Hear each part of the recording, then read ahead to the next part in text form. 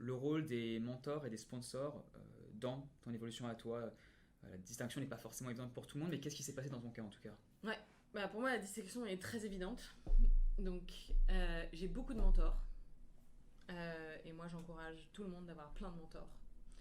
Chez Bain, on a un mentor officiel. C'est la personne qui récolte toutes les revues tous les 6 mois et puis qui package ça 2 fois par an, etc. Et avec qui on parle de façon régulière. Moi, je parle à mon mentor tous les mois, par exemple. Mais après ça, j'ai plein de mentors informels. C'est des gens avec qui je vais prendre un café, avec qui je déjeune, avec qui je parle de ma carrière, de mes problèmes, de mes dilemmes, de j'ai besoin d'un peu de coaching, j'ai besoin d'un conseil. Et ça m'a beaucoup aidé de façon générale. Je sais pas si on dit, mais je suis un peu introvertie. Du coup, euh,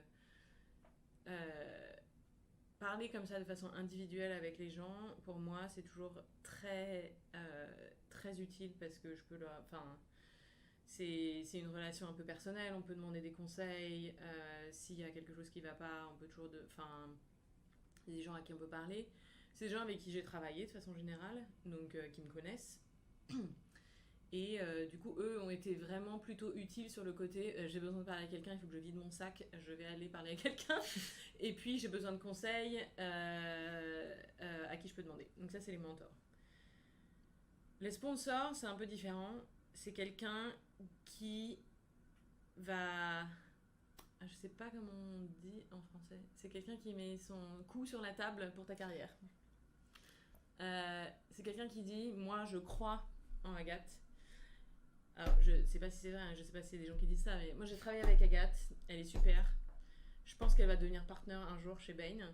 Et du coup, je vais activement influencer des décisions pour être sûr que sa carrière progresse chez Bain. Donc, le staffing veut. Alors, moi je travaille plutôt pour les boîtes industrielles. Et je fais beaucoup de ce qu'on appelle performance improvement, donc profit, etc. Euh, Si un jour le staffing décide je suis principal, j'essaye de me faire un peu mon petit chemin, j'essaye de bien m'associer avec les partenaires qui vont m'aider dans ma carrière. Et puis là, soudain, on vient me voir, on me dit écoute, Agathe, je suis désolée, il faut que tu ailles faire un cas de IT en financial services. Moi, j'ose pas trop dire, non, mais c'est pas vraiment un truc que j'aime bien faire. Et puis, ça n'a pas beaucoup de sens avec le reste de ma carrière. Là, les mentors, ils n'ont pas vraiment d'influence parce que finalement, ils peuvent me donner des conseils. Ils peuvent me dire, mais non, refuse, etc. C'est pas ce qu'il te faut. Ou alors, ils peuvent te dire, bon, écoute, c'est que 6 mois, vas-y, fais-le.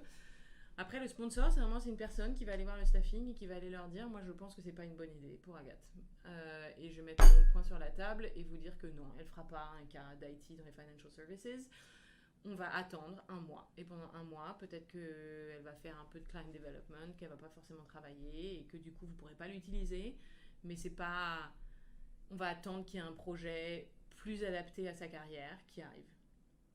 Et c'est extrêmement important d'avoir des gens comme ça dans sa carrière. Et moi, ça m'a beaucoup aidé. J'ai mon sponsor ici, il a été très utile quand j'ai fait mon transfert.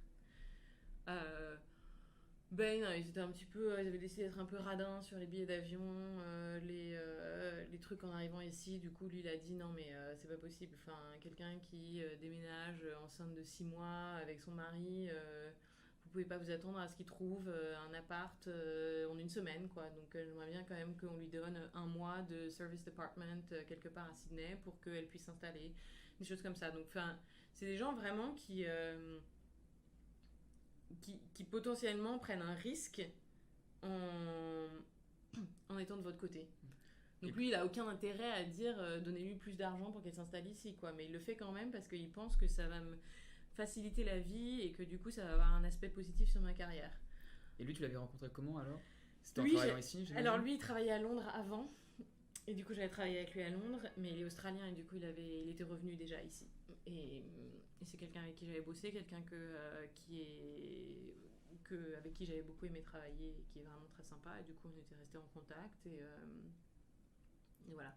Bon, ils étaient quand même très contents que je vienne ici parce que le concept chez Bain, c'est qu'il y a quand même malheureusement pas beaucoup de femmes qui sont managers et partners.